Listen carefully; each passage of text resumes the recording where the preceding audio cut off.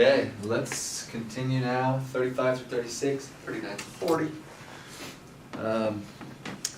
So in our last episode, we saw through the Lamanite mission, tons of converts in Kirtland area, thanks to the preparatory work of one Sidney Rigdon.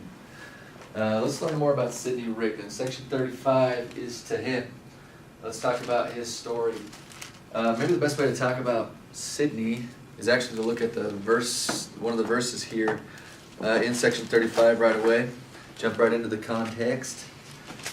So we'll talk more about how he got up to Fayette and all that in just a minute. But if you go to verse 3, 4, I think this is a good way to start talking about Sidney.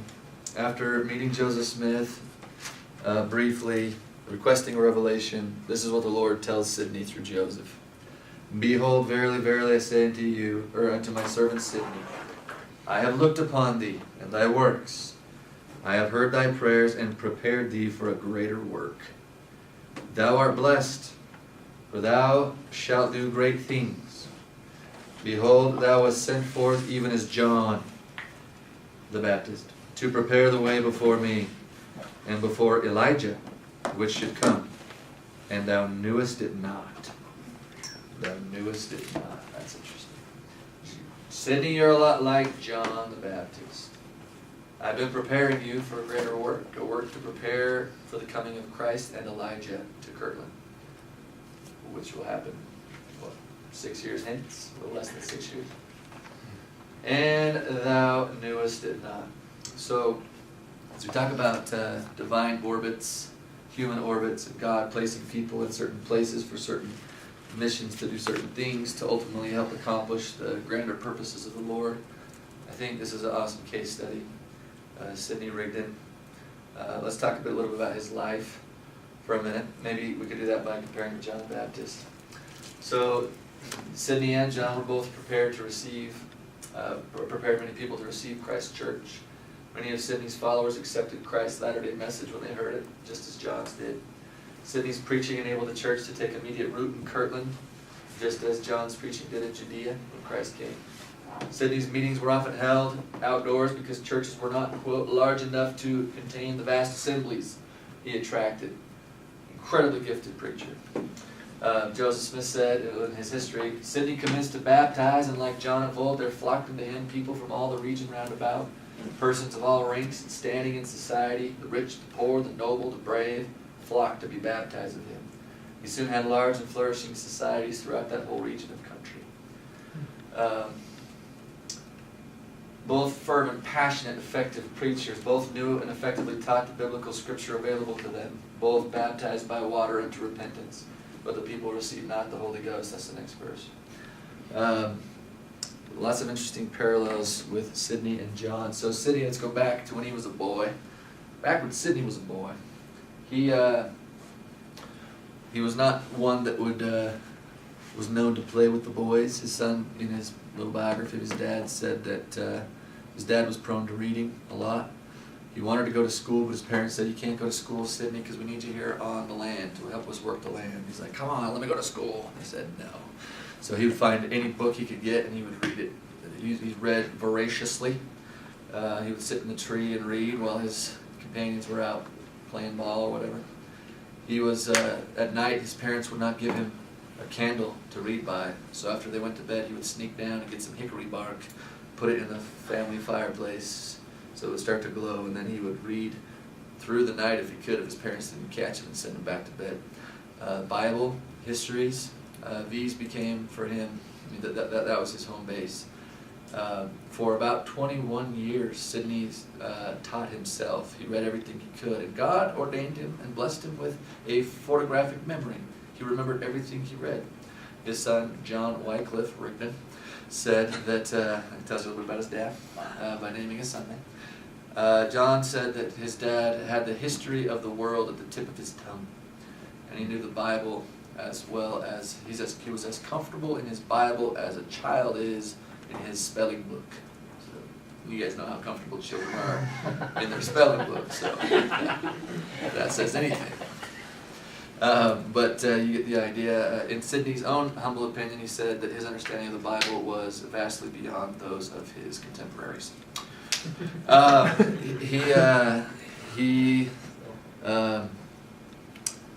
As a young man, about when he was 21 years old, he was able to, no, maybe it was 1921, or 1821, the number 21's in my head.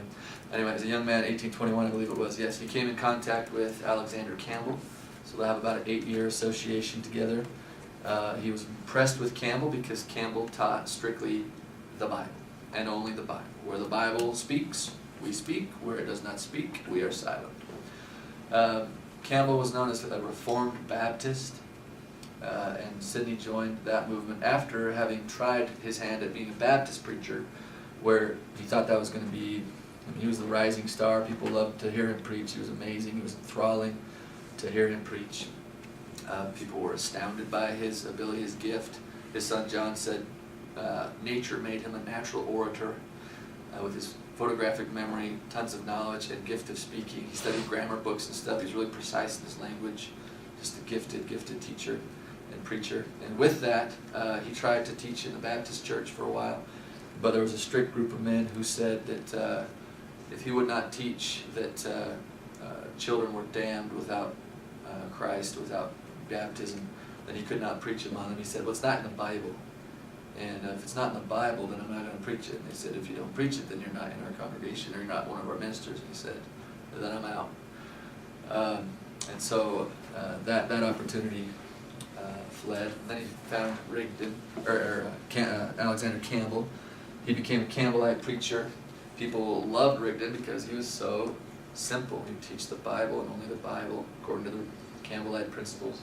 That's how he attracted that great crowd that we talked about last hour in the D&C 28, 30, 32, and 34. If you're watching, go check that one out. That's Sidney's kind of past, his upbringing. That's who he was. He prepared the way before the coming of Christ and Elijah. When Elijah will return to the Kirtland Temple following Christ's return, it seems that that's what Sidney Rigdon was sent to earth to do. And he knew it not. He knew it not. So, once he was converted with the Book of Mormon, it took about 2 weeks after Parley P. Pratt gave him the Book of Mormon, and he became convinced it was true. He followed Parley and the other 3 missionaries around. They would preach, and then Parley would open up. Anyone else want to preach? And Sidney would say, I'd like to preach. And then he would stand up and preach to people that knew him in the area, and he would say, do not condemn what these men are saying. There is something in this. And oftentimes he was moved to tears as he was speaking, himself in tears. And then he embraced Mormonism. He got, in section 35, got 5 assignments. So now look at the content a little bit. So him and Edward Partridge were given the assignment by the many there in Kirtland to go back and meet Joseph Smith. There were a lot of people that were kind of holding back from joining the church, and they sent these 2 men because they knew if they said it was true, then it was true. Edward Partridge, which we'll talk about in just a minute, was known as a man of strict integrity. People said, if Edward Partridge says that Joseph Smith's a true prophet, then we will know he's a true prophet because he's a man of truth and he cannot lie. And so that's the journey they made up to Kirtland. So in D&C 35, in this revelation, we got 5 assignments. You could mark these. You could, I think this forms a nice structure for Sidney's ministry. We saw the first one in verse 4, prepare the way before Christ and Elijah. Verse 19, he is commanded to watch over Joseph Smith, that his faith fail not. What kind of assignment is that? If Joseph's having some struggles, Sidney needs you to bolster him up, strengthen him. He was also commanded to write for Joseph Smith, and the scripture shall be given. What assignment's that? Scribe. He'll be scribe for the important work of the Joseph Smith translation. No doubt Sidney's strong grounding in the Bible is going to be very useful in this. Joseph, sometimes they'll stop and ponder together, and Joseph will ask questions, and Sidney, they'll just talk very fluidly and fluently about the Bible as they're translating it. And to have someone like that for Joseph to bounce thoughts off of and ideas and to ask questions to was no doubt amazingly helpful. The Lord knew it. and he ties them at the hip. Tarry with him, and he shall journey with you. Forsake him not. He wants these two joined. Joseph and Sidney need to be together. Preach my gospel, and call on the holy prophets, the Bible, to prove Joseph's words as they shall be given him. Oftentimes that's what would happen. Joseph would stand up and preach, and then he would sit down, and Sidney would stand up and say, here's why what Joseph just said is true from the Bible, and he would go in the Bible and verify all of Joseph's words. They were just lightning and thunder together. They were just awesome. People said it was just electric to hear them speak and preach, and some wondered what's going to become of this, because there's such a powerful, dynamic combo. What will become of this movement? Many wondered who didn't join the church. So that's the gist and the thrust of section 35, bringing Joseph and Sidney together, which will be a relationship that will last until Sidney has completed all of his assignments. Sidney's story gets fairly sad. He's kind of likened unto, I think a good analogy for Sidney is like a soldier that's wounded in battle.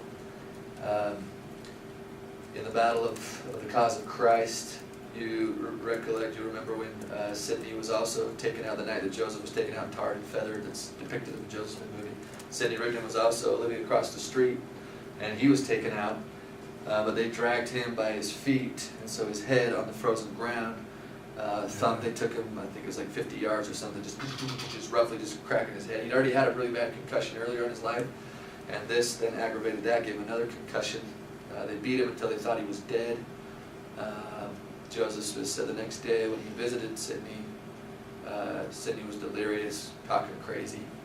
A few days later, Sidney was saying, the keys of the kingdom are gone, the keys of the kingdom are gone. And Hiram Smith's like, wait, what? And others were like, the keys are gone, Sidney said the keys are gone. Hiram goes and asks Joseph, and Joseph's like, no, they're not. And he goes and he's like, Sidney, what are you saying? He's like, sorry, I thought they were gone. He's like, they're not gone.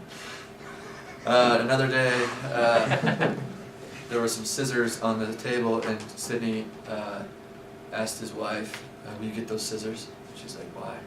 He's like, because I want to kill Joseph Smith with them. She's like, no, I'm not going to get those scissors for you. Later on when Joseph visited, he said, Joseph, will you give me those scissors? He's like, why? He said, because I want to kill my wife with them. Joseph didn't get him the scissors. But Newell K. Whitney said after that, he was either down in the cellar or up in the rafters. Might be a nice 19th century version of saying he was bipolar after this, right? Maybe he had trauma-induced bipolarism. He almost got battle ready. Again, if we're going with that analogy, he was still effective sometimes. He would preach again, and everything would seem fine, and then he'd have these bouts. That might explain, Liberty Jail. He's in Liberty Jail with Joseph, suffering there, and he says the most blasphemous statement of all. He said, the sufferings of Jesus Christ were nothing compared to what I've had to experience here.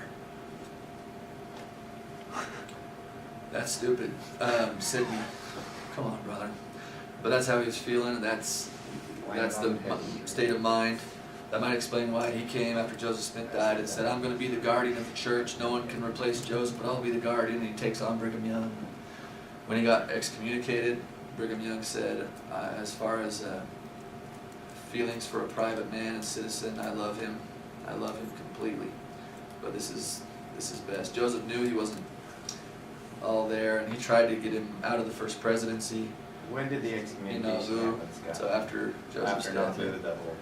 After that, when he went down in Nauvoo. wanted to be something after successor. that. Yeah. Joseph tried to throw him off in Nauvoo, but Hiram's like, no, let's not do that. They put it to the saints and said, it's proposed that. But he was with the saints the whole time, all the way up through Nauvoo, right? Or did And he then he come left, back? yeah. DNC 124 commands him not to go back east to, I think it's Pittsburgh. So he went to Pittsburgh until Joseph died. Then he comes back as the guardian. After. Yeah. So that was 1841 that he won't be a really big part of Nauvoo. Yeah. So another comment, Chris? So he was in the first presidency. Yeah. Right? Even during the whole up and down phase, he was in the first presidency. That's right. Yeah. But did he fulfill every one of these? He did. He did. So I think we should be gentle and kind to Sidney, because this soldier down. Yeah. Well, sometimes when we talk about like first presidency, we overlay our understanding of first presidency on that, Yeah. and it's not a 1-to-1 ratio. Yeah. What do you understand? Tell. Well, I'm just saying like, yes, it's an organized quorum, etc., but it evolves over time to become what it is today. And at this point where Sydney's there and there's co-presidents and there's different things, it's not the exact same thing. So, like, I would just pump the brakes sometimes when we overlay the two, if that makes sense. Good. Keep it in context. Excellent. Very good, very good. I like to compare and contrast Sidney Rigdon with James Covell in section 39 and 40. So I'll kind of like pause, jump over to 39 and 40 because they're such a good foil next to each other. James Covell and Sidney Rigdon. James was similar, honestly. So he was a guy that was a Methodist preacher, very effective, powerful, enthralled with the message of the Restoration, wanted to do whatever it would take for him to be involved. He went to Joseph Smith asking for, wanting to know God's will for him. He said, "I'll do whatever God says. Just lay it on me." So Joseph inquired. The old John Greenleaf Whittier phrase here seems appropriate. For of all sad words of tongue were penned, the saddest are these, it might have been. It might have been with James Covell. Look at this comparison side by side with Sidney Rigdon. So this is section 35, section 39. My servant James, I have looked upon thy works, and I know thee. I have prepared thee for a greater work. It shall come to pass, the power shall rest upon thee, and thou shalt have great faith. I will be with thee. You'll do great things, great things. James Covell, what do we know about his story? Where does he go wrong? Here's where he goes wrong. 39:9 gives us the first hint, and then 40:1 through 3 gives us the rest. 40 is really short. Verse 39. Pride. Yeah. Cares of the world. You have rejected me many times because of pride and the cares of the world. Cares of the world would have meant something to a biblical preacher. He would have instantly recognized the Matthew 13 theme on that the parable of the sower, the wheat and tares. You're the kind that because of the cares of the world, the word's getting choked in them. Verse 8, he says, "Thy heart is now right before me." Right? Goes on to tell him what to do. He commands him to move to Ohio, which has just happened in the previous sections, which we'll cover in just a minute. But that was the moment where he starts to turn away from this. He loved the message, but he didn't love where the saints were moving, literally. And so that's going to be part of the problem. Turn over to section 40. It's only 3 verses long. There again, totally drenched in the allegory or the parable of the sower. Instead of his heart being right, back in verse 8, what is it now, verse 1? Saying to you that the heart of my servant James Covell was right before me, for he covenanted with me, he would obey my word, and he received the word with gladness, but straightway Satan tempted him, and fear of persecution and the cares of the world caused him to reject the word. He broke my covenant, and it remaineth with me to do with him as seemeth me good. This man could have been another Sidney Rigdon. The contributions he could have made. His influence as a Methodist preacher was great. There might have been could have even been a building at BYU named after him. In the James Covell building. Alright, that doesn't seem very impressive to them. I think it's awesome. So pretty big difference. Now let's watch this with Sidney. Let's compare and contrast James receiving the word, cares of the world, Satan tempting, rejecting. Now check this out. So let's go back to the history of Joseph Smith. Just comparing these two is awesome. Joseph records, or his historians record, that after a fortnight, how long is that? 2 weeks. 2 weeks. From the time the Book of Mormon was put into Sidney Rigdon's hands, he was fully convinced of the truth of the work by a revelation of Jesus Christ, which was made known to him in a remarkable manner, so that he could exclaim, "Flesh and blood hath not revealed it unto me, but my Father which is in heaven." Being now fully satisfied in his own mind of the truth of the work and the necessity of obedience thereto, he informed his wife of the same, and was happy to find that she was not only diligently investigating the subject, but was believing with all her heart, and was desirous of obeying the truth, which undoubtedly was a great satisfaction to his mind. The consequence of obeying the truth and embracing a system of religion so unpopular as that of the Church of Jesus Christ at that time presented itself in the strongest possible light. At present, the honors and applause of the world were showered down upon Sidney. His wants were abundantly supplied and even anticipated, not hurting financially at that time. He was respected by the entire community. His name was a tower of strength. His counsel was sought for, respected, and esteemed. But if he should unite with the Church of Christ, his prospect of wealth and affluence would vanish. His family must necessarily share his humiliation and poverty. He was aware that his character and reputation must suffer in the estimation of the community. Although he felt great confidence in the Lord, yet he felt it a trial of some magnitude when he told his determination to his beloved companion. He informed her what the consequences would undoubtedly be respecting their worldly circumstances if they obeyed the gospel, and then said, "My dear, you have once followed me into poverty.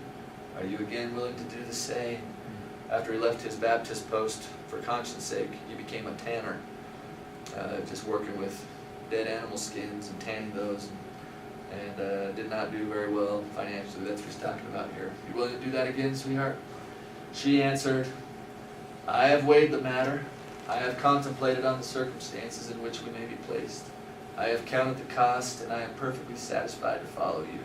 Yea, it's my desire to do the will of God, come life or come death." Sidney and Phoebe. That's a great wife. So they joined the church, and as they predicted, fame and fortune did not follow. James Colville, on the other hand, continued to be a Methodist preacher and continued to thrive in the East. Did not join the Saints. Went after the cares of the world. That's his. We don't know much what happens after that because the Saints move. We don't follow him anymore. Let's go back to 36. Let's talk about Edward Partridge. Any thoughts, comments, questions on Sidney and James? Do you know where James ends up? Do you? No, I was just curious. Yeah. Do we know whether he excommunicated or? He never got just- baptized. He never even got baptized at all. It's like 39 commanded him to get baptized. And then And one then to chapter. help out in the work. I'll do great things for you. I've prepared you. So sometimes, is it possible for us to spin out of our divinely appointed orbits? Yeah, James Colville's a good example of that. Or a bad example of that, whichever one you want to say. Yeah. Edward Partridge. So he's right there, side by side with Sidney as they travel from Kirtland up to, they went first to Palmyra to find Joseph, but he wasn't there, so then they went down to Fayette. But this is kind of interesting. Joseph's mama, Lucy Mack, she records what happened. This is fun. She said, in December 1830, Joseph appointed a meeting at our house. While he was preaching, Sidney Rigdon and Edward Partridge came in and seated themselves in the congregation. When Joseph had finished his discourse, he gave all who had any remarks to make the privilege of speaking. That's how they used to do meetings back then. Anyone else want to say anything? We'll stand up and preach. Kind of fun. Upon this, Mr. Partridge arose. He stated that he had been to Manchester, that's Palmyra, equivalent. The county line's like right there. It almost goes like, it's like right by their house. Sometimes they call it Manchester, sometimes Palmyra. He had been to Manchester with the view of obtaining further information respecting the doctrine which we preached. But not finding us, he had made some inquiry of our neighbors concerning our characters, which they stated had been unimpeachable until Joseph deceived them relative to the Book of Mormon. It's like, all right, noted. He said he also had walked over our farm and observed the good order and industry which it exhibited. And having seen what we had sacrificed for the sake of our faith, and having heard that our veracity was not questioned upon any other point than that of our religion, he believed our testimony and was ready to be baptized. If, said he, Brother Joseph will baptize me. You are now, replied Joseph, much fatigued, Brother Partridge, and you had better rest today and be baptized tomorrow. Just as Brother Joseph thinks best, replied Mr. Partridge, I'm ready at any time. So the next day he gets baptized. That's an interesting way to go about investigating the church, right? Character investigation. And I like that idea of looking at the farm. Isn't that interesting?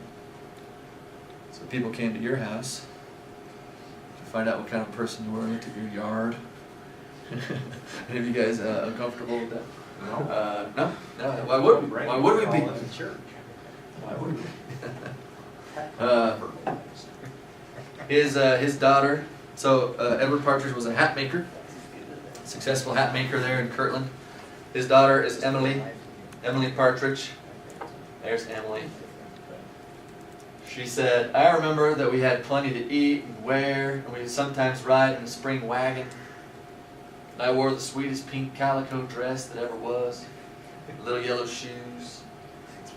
Harriet had a pink dress too, but not as pretty as mine, as I thought. Well, I think my father must have been almost a rich man when I look back and consider the amount of property he owned. But when Mormonism came, our home went, whether it was sold or not, I don't know. And I've never had such a home since. We're going to learn a lot more about Edward Partridge in the coming sections, but he is a fantastic example of consecration. He will give up everything. The Lord will call him to quit his full-time job, become the very first full-time general authority of the church. He'll be the first bishop. We'll look at that in just our next segment. But as far as the content, there's a theme that rolls through 35 to 36 and 39 through 40. This theme of the gathering of Israel, again, one of the dominant themes of these early sections. Let's just look at a few of these, shall we? Go with me to 35, 12 to 13. Some sweet passages. Sidney Rigdon is told this. There are none that doeth good except those who are ready to receive the fullness of my gospel, which I have sent forth unto this generation. Wherefore I call upon the weak things of the world, those who are unlearned and despised, to thresh the nations by the power of my Spirit. So that was interesting. I found out in the original it said thresh the nations of the Spirit, and in 1981 they changed it to thrash the nations, which I liked. It's like, yeah, there we go. And then in the 2013, then they turned back to thresh, and I was like, that's fine. But kind of like thrash better. So then I had to look the word up, and thresh means to thrash. And